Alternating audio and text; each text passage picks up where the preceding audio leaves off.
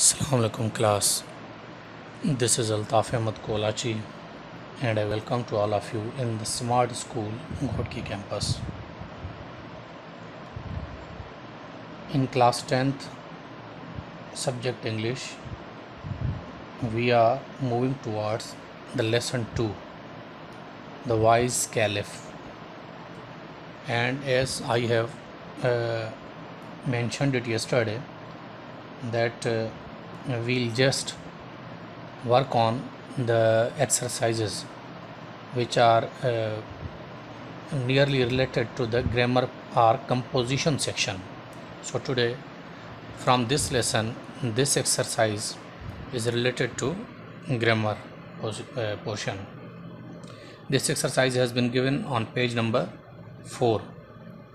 Words and their synonyms. Synonyms are also called the similar words. कल हमने lesson 1 10th class का किया था. आज हम 10th क्लास इंग्लिश सब्जेक्ट के lesson number 2 the wise caliph को स्टडी करेंगे.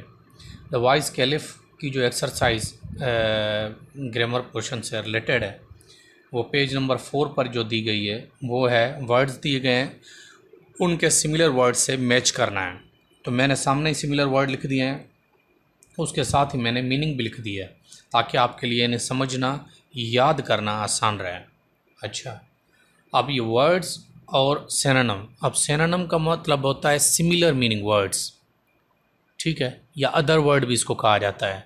यानी वो वर्ड जो दिए हुए वर्ड की माना से मुताबिकत रखता हो, उसके मतलब से, उसके सेंस से मुताबिकत रखता हो, ठीक है, सेम मीनिंग वाले वर्ड्स.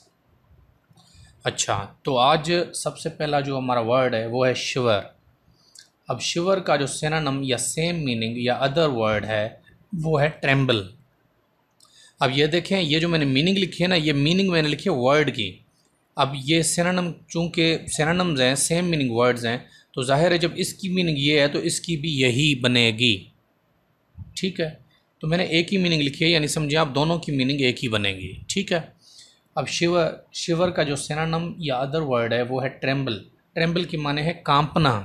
जब हम वो कहते हैं थर थर कांपते हैं, सर्दी से कांपते हैं, खौफ से कांपते हैं, वो शिवर कहलाता है. दूसरा वर्ड है एस्टोनिश. अब एस्टोनिश की माने होती है हैरान होना. अच्छा, हैरान होना भी होती है या हैरान करना भी होती है, ठीक है. हैरान होना, हैरान करना, जगह की कमी की वजह से मैंने सिर्फ एक ही मीनिंग लिखी है, ठीक है. एस्टोनिश का जो सिनोनिम या अदर वर्ड है या सेम मीनिंग वर्ड है वो है अमेज. अमेज माने भी हैरान होना. उसके बाद वर्ड है क्लिंग. क्लिंग की माने होती है चिमटना, ठीक है ना, किसी चीज़ के साथ चिमटना, चिंबड़ जाना कहते हैं जिसको, ठीक है ना. सिनोनिम जो क्लिंग का सिनोनिम होगा वो है स्टिक. स्टिक की माने भी होती है किसी चीज़ से चिमट जाना, ठीक है. उसके बाद है वर्ड रिक्वेस्ट. अब रिक्वेस्ट की माने है अर्ज़ करना, किसी को अर्ज़ करना, रिक्वेस्ट करना. और इसका जो सिनोनिम वर्ड है, सेम मीनिंग वर्ड है, वो है बेग. बेग की माने होती है मांगना या किसी से कुछ रिक्वेस्ट करना, अर्ज़ करना कि ये काम कर दें या इस चीज़ में हेल्प कर दें या ये चीज़ दे दें, ठीक. उसके बाद वर्ड है स्टिफन. अब स्टिफन की जो माने है या सिनोनिम है या अदर वर्ड है वो है हार्डन. अब हार्डन की माने है सख्त करना, किसी चीज़ को सख्त बनाना, सख्त करना, ठीक है. तो सिनोनिम इसका है हार्डन. अब हार्डन की मीनिंग भी यही है, स्टिफन की मीनिंग भी यही है. उसके बाद हमारे पास वर्ड है सीवियर. अब सीवियर की मीनिंग होती है स्टर्न. या सिनोनिम जो इसका होता है या अदर वर्ड होता है या सेम मीनिंग वर्ड जो होता है वो है स्टर्न. स्टर्न की मीनिंग है शदीद, ठीक है ना, सख्त, बिल्कुल शदीद. अच्छा, जैसे कहते हैं सीवियर पेन, शदीद दर्द, ठीक है. उसके बाद हमारे पास वर्ड है अटरली. अब अटरली की जो मीनिंग है उर्दू में वो है मुकम्मल तौर पे. तो सिनोनिम या अदर वर्ड इसका जो इंग्लिश में होगा वो है कम्प्लीटली, यानी मुकम्मल तौर पे. अच्छा, इसके अगर आगे चलते हैं हम आज, तो इससे आगे है हमारा जो नेक्स्ट वर्ड वो है डिस्गाइज. अब डिस्गाइज का जो सिनोनिम है या अदर मीनिंग वर्ड है वो क्या है, वो है हाइड। अब डिस्गाइज और हाइड की मीनिंग क्या बनेगी, ये भेस बदलना। अब डिस्गाइज वर्ड आप समझ लें। अब डिस्गाइज का मतलब ये होता है कि अपना आप को छुपाने की खातिर भेस बदल के कहीं जाना, या जो है भेस बदलना अपने असलियत को छुपाने की खातिर। जैसे मशहूर है हज़रत उमर रज़ी अल्लाह ताला अन्हु अपने दौर खिलाफत में अपना भेस बदल कर, क्योंकि वो खलीफा थे। अब खलीफा का जो मतलब है वो आज के दौर का वज़ीर आज़म, प्राइम मिनिस्टर, या अगर सूबे तक आ जाएँ तो सीएम समझ लें आप। लेकिन वो खलीफा अरब के खलीफा थे, एक मदीना शरीफ के, मक्का शरीफ के नहीं थे। तो यूँ समझ लें वो उस वक्त के प्राइम मिनिस्टर थे, प्रेसिडेंट थे। ठीक, तो वो क्या करते थे, रात को भेस बदल कर सफ़र किया करते थे। तो डिस्गाइज उसको कहते हैं, यानी भेस बदलना, अपनी असलियत छुपाना लोगों से, ताकि उन्हें पता ना लगे कि हम असल में हैं कौन। और वो भेस इसलिए बदलते थे ताकि लोगों को उनका असल पता ना लगे, और ये लोगों में मिक्स हो जाते थे ताकि पता करते थे लोगों के असल मसाइल क्या हैं, वो खलीफे के बारे में अपनी राय क्या रखते हैं, या उनसे कोई नाइंसाफ़ी तो नहीं करता है, वगैरह वगैरह। तो उस भेस बदलने को कहते हैं डिस्गाइज। इसका सिनोनिम या अदर मीनिंग वर्ड है हाइड, भेस बदलना। उसके बाद हमारे पास वर्ड है ऑब्वियस। अच्छा, ये वी है, ये थोड़ा सा मुझसे पेन से ऐसा हो गया है। ये ऑब्वियस, ऑब्वियस का मतलब होता है वाजे, साफ, क्लियर। ठीक है, सिनोनिम या इसका अदर वर्ड या सेम मीनिंग जो वर्ड है इसका ऑब्वियस का, वो होगा क्लियर। उसके बाद वर्ड है पजल्ड। अब एक बात आप याद रख लें, कोशिश किया करें कि जब भी एग्जाम्स में ये चीज़ें आपको आएँ, हालांकि ये छोटी चीज़ें हैं, पर वो कहते हैं ना, little things are not really little. छोटी चीज़ों को कभी भी छोटा ना समझा करें, क्योंकि बड़े बड़े समंदर, बड़ी बड़ी कश्तियाँ जो है ना, वो एक छोटे से सुराख से भी डूब सकती हैं और डूब जाती हैं।